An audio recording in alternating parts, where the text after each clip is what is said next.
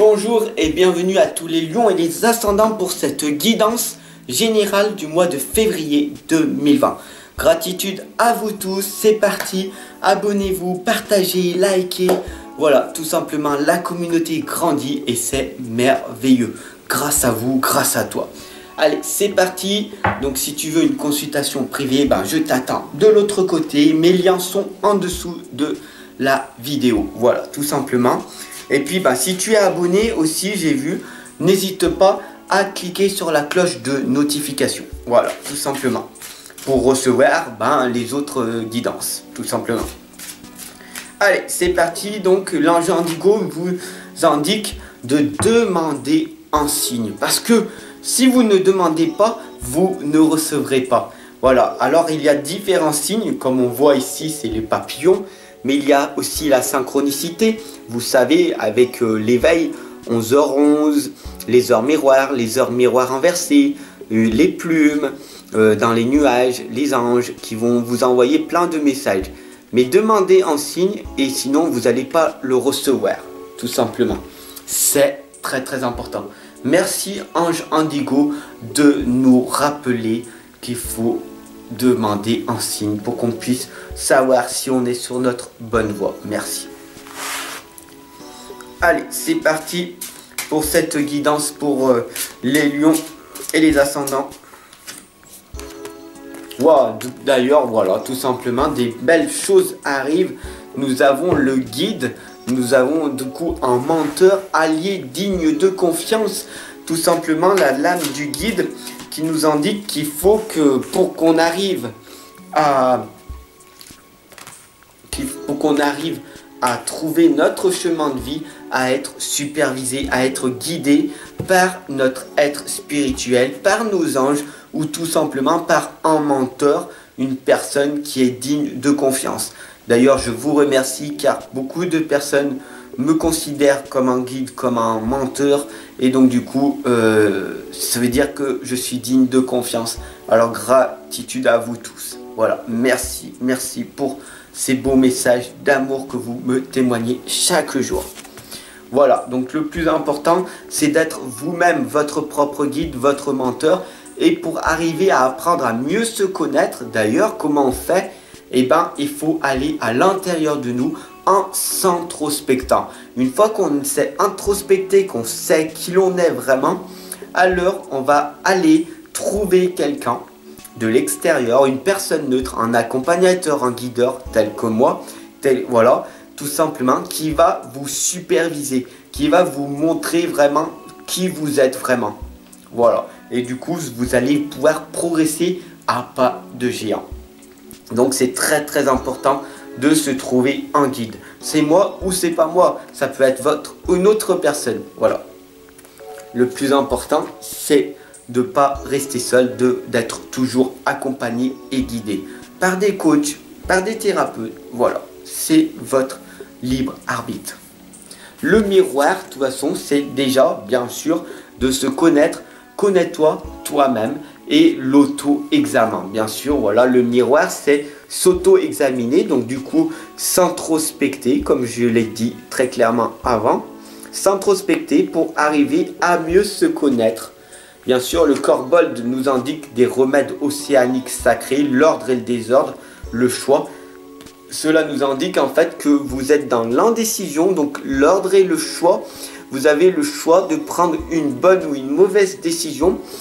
Vous pouvez vous dire, je vais prendre ce rendez-vous que j'ai tellement mis de côté depuis X nombre d'années.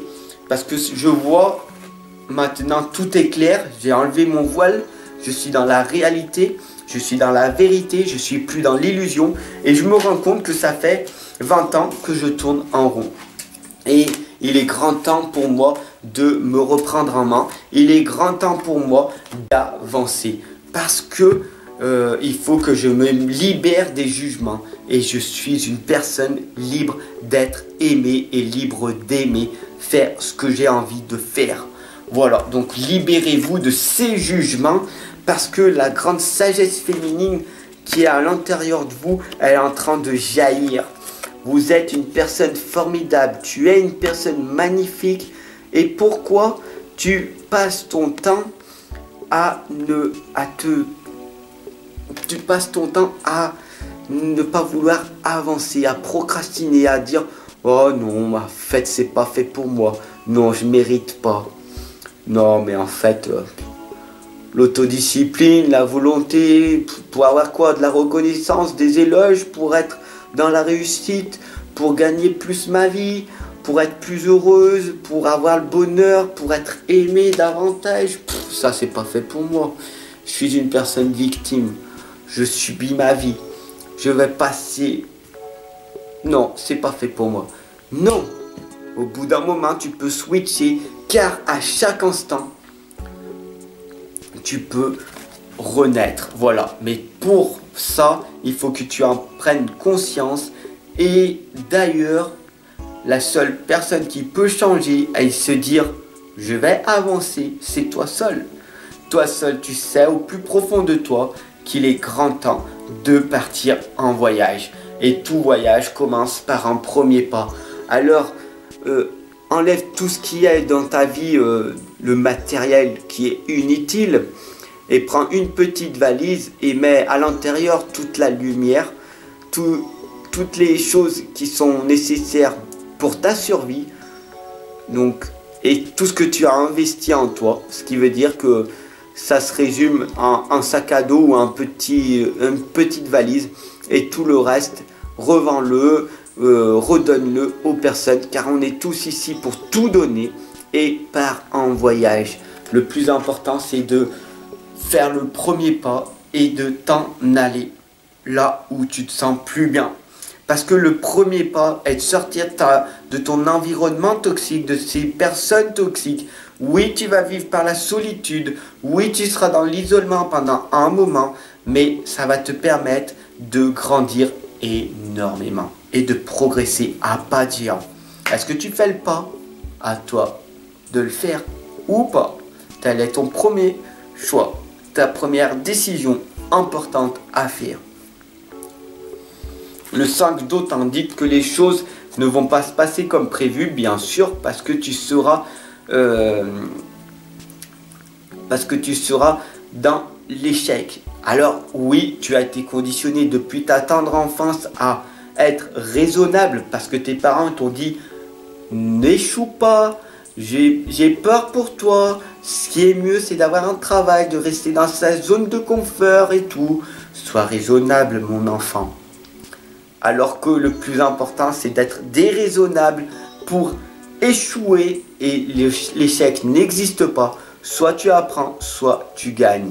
Donc soit tu apprends de tes leçons et de tes résultats et tu ne les refais pas, ou alors tu les refais et tu recommenceras toujours le même schéma.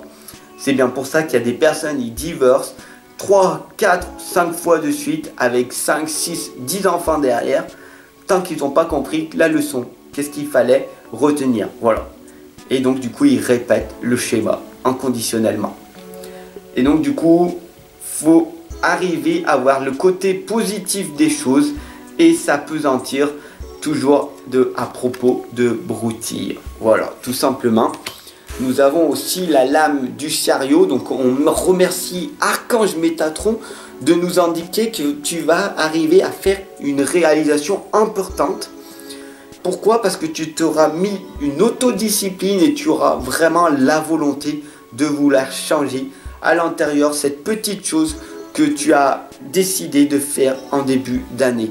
Donc ne la perds pas, parce que les résolutions, d'ailleurs pour moi c'est plus une révolution qu'on fait en début d'année. Si tu veux avoir de la reconnaissance, des éloges et de montrer aux personnes que tu as réussi, alors ne cesse d'avancer. Cesse jamais d'avancer. Ne recule pas et mets-toi une autodiscipline dans cette chose que tu veux changer. Tu as décidé d'arrêter de fumer? Diminue les cigarettes. Diminue. Oui, c'est dur. Ou arrête complètement. Tu peux le faire.